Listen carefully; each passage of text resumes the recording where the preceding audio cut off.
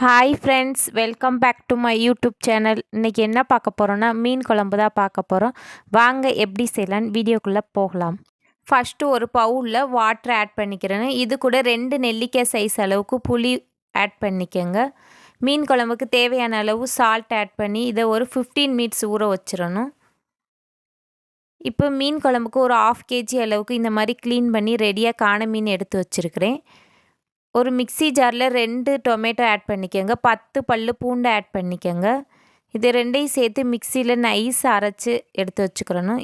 இந்த மாதிரி ரெடியாக எடுத்து வச்சுக்கிறணும். நெக்ஸ்ட்டு நம்ம ஊற வச்சுருக்க புளியை கையை வச்சு நல்லா கரைச்சிக்கிறணும். கரைச்சி இதை ஃபில்ட்ரு பண்ணி இந்த மாதிரி ரெடியாக எடுத்து வச்சுக்கிறணும். இது கூட 2 ஸ்பூன் மிளகாய்த்தூள் ஆட் பண்ணிக்கோங்க. 4 ஸ்பூன் மல்லித்தூள் ஆட் பண்ணிக்கோங்க.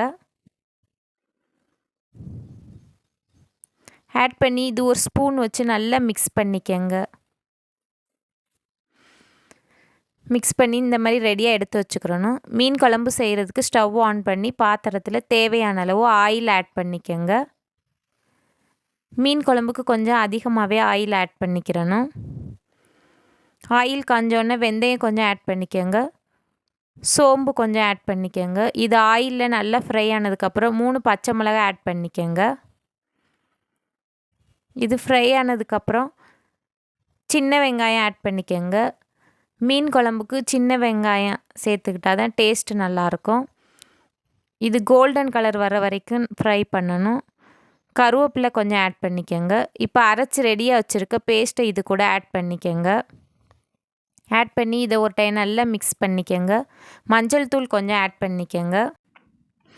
ஸ்பூனை வச்சு இதை ஒரு டைம் நல்லா மிக்ஸ் பண்ணிக்கோங்க. இது ஒரு ஆயிலில் ஒரு 5 மினிட்ஸ் பச்சை வாசனை போகிற அளவுக்கு ஃப்ரை பண்ணிக்கோங்க. இப்போ நம்ம ரெடியாக வச்சுருக்கிற புளி கரைசல், மிளகாய்த்தூள், மல்லித்தூள் உள்ள காம்பினேஷனை இது கூட ஆட் பண்ணிக்கோங்க. வாட்ரு கொஞ்சம் ஆட் பண்ணிக்கோங்க. மீன் குழம்புக்கு கொஞ்சம் சால்ட் ஆட் பண்ணிக்கோங்க. ஆல்ரெடி நம்ம சால்ட்டு ஊற வச்சுருந்தோம், அதனால் கொஞ்சம் ஆட் பண்ணாலே போதும். ஃபுல் ஃப்ளேமில் ஒரு 5 to 10 மினிட்ஸ் மீன் குழம்பு நல்லா கொதித்து வரணும். கொதித்து இந்த கன்சிஸ்டன்சியில் வந்ததுக்கப்புறம் லோ ஃப்ளேமில் வச்சுக்கோங்க ஸ்டவ்வை. வாஷ் பண்ணி ரெடியாக வச்சுருக்க ஃபிஷ் எல்லாம் இது கூட ஆட் பண்ணிக்கோங்க. ஒன்று ஒன்றா ஆட் பண்ணிக்கோங்க.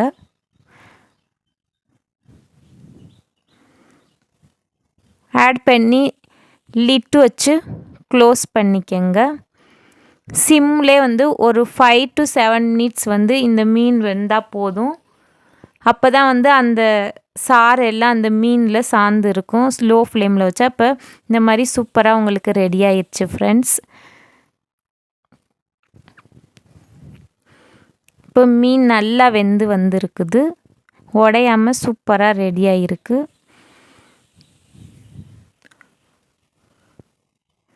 இப்போ ஸ்டவ் ஆஃப் பண்ணிக்கோங்க. உங்களுக்கு சூப்பரான மீன் குழம்பு ரெடி ஆயிடுச்சு ஃப்ரெண்ட்ஸ். நீங்களே இது மாதிரி ட்ரை பண்ணி பாருங்கள்.